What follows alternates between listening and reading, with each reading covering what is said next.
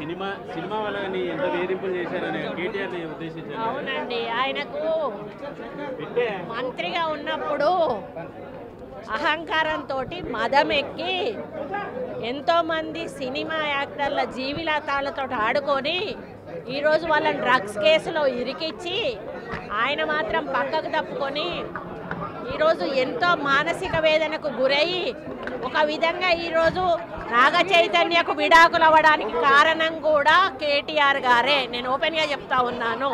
మీరు ఎంక్వైరీ కొండా సురేఖ దొంగ ఏడుపులు దొంగ మాటలు మాట్లాడుతుంది.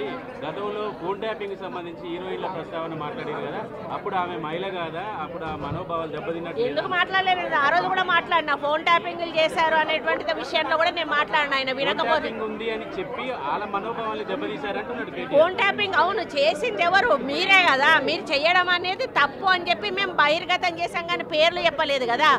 ఈ రోజు నేను చెప్తా ఉన్నా కదా, నాగ చైతన్య సామంత్య విడిపోవడానికి కారణం కేటీఆరే. ఈరోజు చాలామంది హీరోయిన్లు తొందరగా పెళ్లిళ్ళు చేసుకొని సినిమా ఫీల్డ్ నుంచి తప్పుకోవడానికి కారణం కూడా కేటీఆరే. ఆయన ఆ రోజు మత్తు పదార్థాలకు అలవాటు పడి వాళ్ళను కూడా మత్తు పదార్థాలకు అలవాటు చేసి రేవ్ పార్టీలు చేసుకొని మదమెక్కి వాళ్ళ జీవితాలతో ఆడుకొని బ్లాక్మెయిల్ చేసి వాళ్ళను ఇబ్బంది పెట్టినటువంటి వ్యక్తి కేటీఆర్. అది అందరికీ కూడా తెలుసు, సినిమా ఫీల్డ్లో అందరికీ తెలుసు, అది ఓపెన్ రహస్యము. ఎందుకండి ఎందుకేడు దొంగ మాటలు నా మీద వ్యక్తిగతంగా నా క్యారెక్టర్ అసోసియేషన్ చేసినప్పుడు నేను ఎందుకు దొంగ ఏడుపులు ఏడుస్తాను? నువ్వు ఎవరి మీద వచ్చినప్పుడు ఏడిస్తే ఏదో నాటకం చేసినట్టు నా క్యారెక్టర్ అసాసినేషన్ చేస్తారు, నా మీద అసభ్యకరమైనటువంటి పోస్టులు పెడతారు.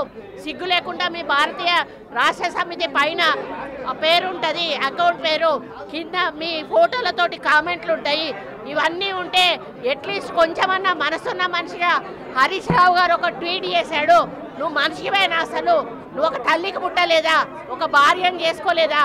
ఒక బిడ్డను కనలేదా? నువ్వు మనిషివి కాదా? పశువువా? నువ్వెందుకు రియాక్ట్ అవుతలేవు? మీ భారతీయ నువ్వు ఒక వర్కింగ్ కమిటీ ప్రెసిడెంట్గా నువ్వు రియాక్ట్ కావాల్సిన అవసరం ఉంది. అకౌంట్ మాది కాదని చెప్పాల్సిన అవసరం ఉంది. వాళ్ళ మీద చర్యలు తీసుకోమని చెప్పాల్సిన అవసరం ఉంది. వాళ్ళను పార్టీల నుంచి బహిష్కరించాల్సిన అవసరం ఉంది. మూడు అకౌంట్లు దుబాయ్ నుంచి జరుగుతున్నాయండి. 3 అకౌంట్ ఇక్కడి నుంచి జరుగుతూ ఉన్నాయి. ఇది కొత్త కాదు. ఆ రోజు నుంచి విజయలక్ష్మిని చేశారు, సీతక్కని చేశారు, ఈరోజు నన్ను చేశారు.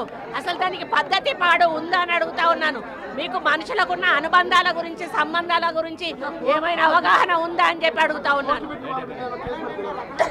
సైబర్ క్రైమ్లో పెట్టామండి, పోలీస్ స్టేషన్లలో కూడా పెడతాము, పిసిసి ప్రెసిడెంట్ గారిని కూడా పెట్టామని కోరాను. అదేవిధంగా మరి వాళ్ళ మీద చర్యలు కూడా తీసుకోమని చెప్పడం జరుగుతూ ఉంది. కాకపోతే ఇది మాకు వచ్చేసి నాన్ అవైలబుల్ కేసు, దానివల్ల వాళ్ళు ఇంకా రెచ్చిపోయే అవకాశం ఉంటుంది. కాబట్టి ఇక ముందు జరిగితే మాత్రం దీన్ని సీరియస్గా తీసుకుంటామని హెచ్చరిస్తా ఉన్నాం.